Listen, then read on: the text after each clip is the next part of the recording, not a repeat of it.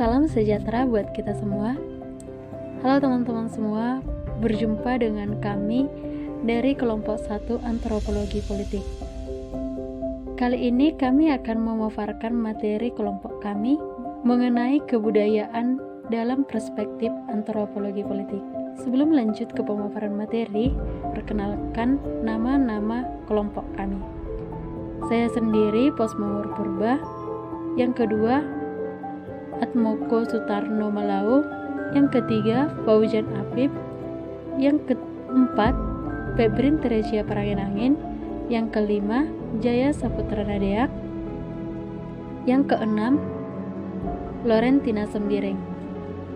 Baiklah teman-teman, selanjutnya kita akan menyaksikan pemaparan materi dari kelompok kami. Selamat menyaksikan.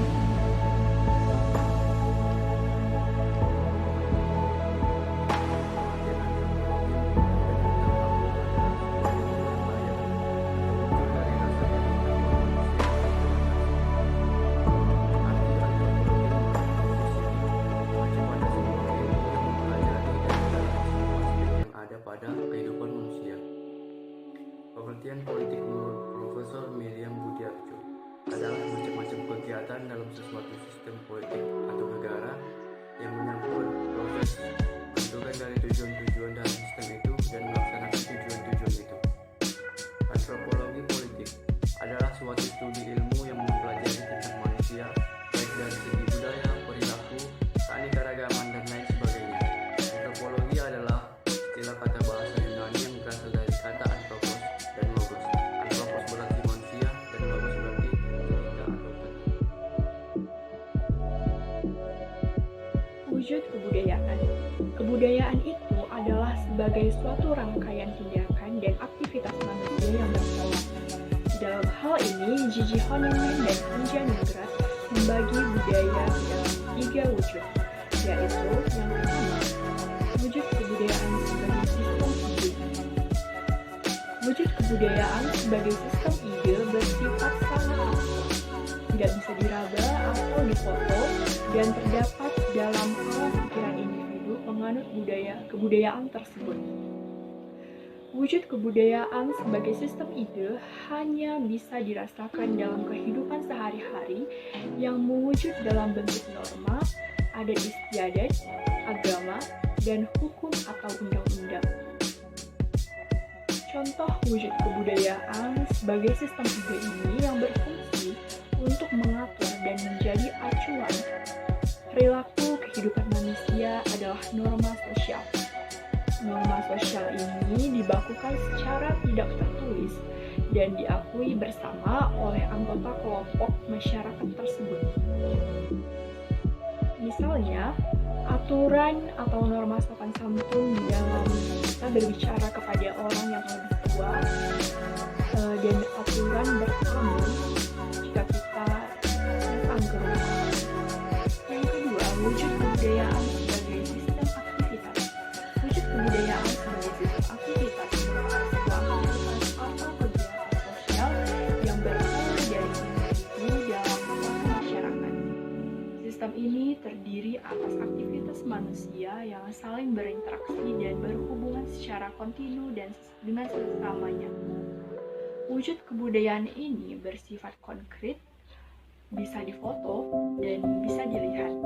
Misalnya, upacara perkawinan masyarakat Flores atau proses pemilihan umum di Indonesia. Kampanye partai adalah salah satu contoh bentuk atau wujud kebudayaan yang berupa aktivitas individu. Dalam kegiatan tersebut terkandung perilaku berpola dari individu yang dibentuk atau dipengaruhi kebudayaannya. Selain itu, upacara perkawinan atau upacara lainnya yang melibatkan suatu aktivitas kontinu dari individu, anggota masyarakat yang berpola dan bisa diamati secara langsung, juga merupakan salah satu contoh dari wujud kebudayaan yang berbentuk aktivitas. Yang ketiga, wujud kebudayaan sebagai sistem artefak. Wujud kebudayaan sebagai sistem artefak adalah wujud kebudayaan yang paling konkret. Bisa dilihat dan bisa diraba secara langsung oleh panca indera. Wujud kebudayaan ini adalah berupa kebudayaan fisik yang merupakan hasil-hasil kebudayaan manusia yang berupa tataran sistem ide atau pemikiran ataupun aktivitas manusia yang berpola. Misalnya kain ulas Batak atau wayang golek di Jawa. Di dalam upacara adat perkawinan Jawa, berbagai mahar berupa barang yang harus diberikan oleh pihak dari mempelai laki-laki kepada pihak mempelai perempuan. Benda-benda itu merupakan perwujudan dari ide dan aktivitas individu sebagai hasil dari kebudayaan masyarakat. Dalam upacara selamatan, terdapat berbagai sesaji atau peralatan yang dibutuhkan atau digunakan dalam aktivitas tersebut. Di dalam suatu kampanye partai politik, dibuat berbagai macam lambang partai berupa bendera yang menyimbolkan keberadaan atau kebesaran dari partai tersebut. Di dalam kehidupan manusia, ketiga wujud kebudayaan tersebut saling berkaitan dan melengkapi satu sama lainnya. Misalnya, di dalam upacara perkawinan, konsep mengenai upacara tersebut, siapa saja yang terlibat, apa yang diperlukan, dan bagaimana jalannya upacara tersebut merupakan wujud kebudayaan dalam tataran yang paling abstrak, yakni sistem ide. Namun, upacara perkawinan juga merupakan sebuah aktivitas yang berpola dari suatu masyarakat. Seperti upacara perkawinan dalam masyarakat Jawa yang begitu rumit, itu memperlihatkan pola yang teratur dan tetap dengan mempergunakan benda yang dibutuhkan dalam aktivitas tersebut. Manusia dan kebudayaan. Pertama kita bahas dulu apa itu manusia. Secara bahasa, manusia berasal dari kata manu, Sanskerta, dan mes, dari bahasa Latin yang berpikir, berakal budi, makhluk yang berakal budi, mampu menguasai makhluk lain. Secara umum, manusia adalah makhluk sosial yang senantiasa membutuhkan orang lain. Oleh karena itu, manusia senantiasa membutuhkan interaksi dengan manusia yang lain. Sedangkan kebudayaan, menurut B. Taylor, kebudayaan adalah kompleks yang mencakup pengetahuan, kepercayaan, kesenian, moral, hukum, adat istiadat, dan lain kemampuan-kemampuan, serta kebiasaan-kebiasaan yang didapat oleh manusia sebagai anggota masyarakat. Sedangkan menurut J. Marcionis, kebudayaan adalah cara berpikir, cara bertindak, dan objek material yang bersama-sama membentuk kehidupan manusia.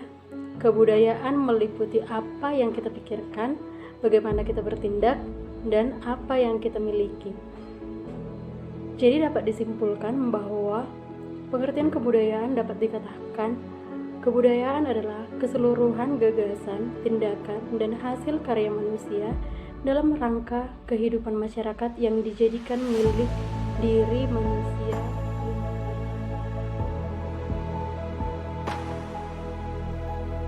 Unsur-unsur kebudayaan.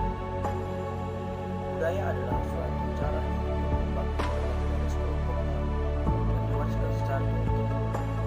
Unsur-unsur kebudayaan dibagi menjadi tiga. Pertama, bahasa. Bahasa merupakan alat bagi manusia dalam sosialnya untuk berinteraksi dengan sesamanya. Kedua, pengetahuan. Sistem pengetahuan berkaitan dengan sistem peralatan yang berbeda. Karena sistem pengetahuan bersifat abstrak dan berwujud di dalam diri manusia. Yang ketiga, organisasi sosial. Kehidupan dalam setiap kelompok masyarakat diatur oleh adat istiadat dan aturan mengenai berbagai macam kesatuan dan hubungan di mana dia berada. Kesatuan sosial yang paling dirasakan dalam kerabat yaitu keluarga inti yang dekat dan kerabat yang lain. Kemudian manusia akan digolongkan ke dalam tingkatan-tingkatan lokalitas geografis untuk membentuk organisasi sosial. 4. Peralatan hidup dan teknologi. Manusia selalu berusaha mempertahankan hidupnya, sehingga mereka akan selalu terdorong dalam membuat peralatan atau benda-benda yang mendukung tujuan tersebut. kelima, ekonomi atau mata pencarian. Mata pencarian atau aktivitas ekonomi suatu masyarakat menjadi fokus dalam penelitian etnografi. Dalam penelitian etnografi mengenai mata pencarian, mengkaji bagaimana suatu kelompok masyarakat hidup melalui mata pencarian atau sistem berpikir mereka. Yang keenam, prediksi. Kajian antropologi dan berbagai kebudayaan dapat dipisahkan dari emosi keagamaan. Emosi keagamaan merupakan perasaan dalam diri manusia yang mendorong mereka untuk melakukan tindakan-tindakan yang bersifat religius. Dan yang terakhir adalah kesenian. Para ahli antropologi melalui memperhatikan unsur kesenian setelah melakukan penelitian etnografi mengenai aktivitas kesenian suatu masyarakat tradisional. Deskripsi yang dikumpulkan dalam penelitian tersebut berisi mengenai benda-benda atau artefak yang membuat unsur seni seperti patung, ukiran, dan hiasan. Kenapa kebudayaan lahir dari sebuah interaksi dalam masyarakat? Karena dalam setiap insan individu merupakan makhluk sosial ataupun tidak dapat hidup sendiri. Setiap manusia memerlukan orang lain dalam kehidupannya. Dalam setiap kelompok ataupun setiap satu kelompok sosial pasti memiliki kebudayaan. Dalam kebudayaan juga berbicara tentang kebiasaan yang sudah dilakukan secara turun-temurun. Bisa kita lihat contohnya itu baik lagu daerah, makan khas daerah, pakaian daerah, rumah adat, ataupun peralatan-peralatan musik yang sudah tertanam dan sudah tercipta dalam suatu daerah ataupun kumpulan masyarakat tersebut. Kepercayaan adalah suatu pandangan hidup yang sudah melekat dalam diri manusia dan sudah tertanam dalam diri manusia itu sendiri. Dia menjalankannya dengan penuh kepercayaan akan apa yang dilakukannya. Yang selanjutnya itu adalah persepsi. Persepsi adalah satu hal yang hanya dirasakan atau dialami oleh individu itu sendiri. Dan dari persepsi juga kita mampu menempatkan diri bagaimana kita memandang suatu masalah terjadi dari segi posisi kita ataupun pemikiran kita sendiri. Yang selanjutnya itu adalah pengetahuan. Pengetahuan pasti akan bertambah ataupun makin luas seiring dengan adanya proses pengalaman dan pembelajaran yang kita lakukan demi penambahan wawasan yang lebih luas. Yang selanjutnya adalah pandangan hidup. Pandangan hidup itu berpengaruh pada setiap individu, baik dalam sikap, persepsi atau cara pandang, dan pola perilaku dalam setiap orang.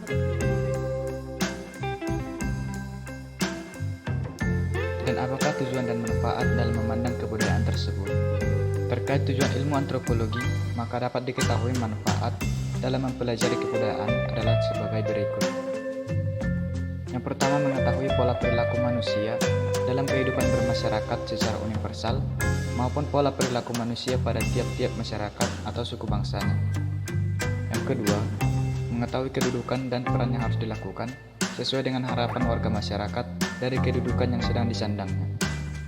Yang ketiga, memperluas wawasan tentang pergaulan umat manusia di seluruh dunia yang mempunyai kekhususan sesuai dengan karakteristik daerah sehingga menimbulkan toleransi yang tinggi. Dan yang keempat, mengetahui berbagai macam problem dalam masyarakat, memiliki kepekaan terhadap kondisi-kondisi dalam masyarakat, serta mampu mengambil inisiatif pemecahan masalah.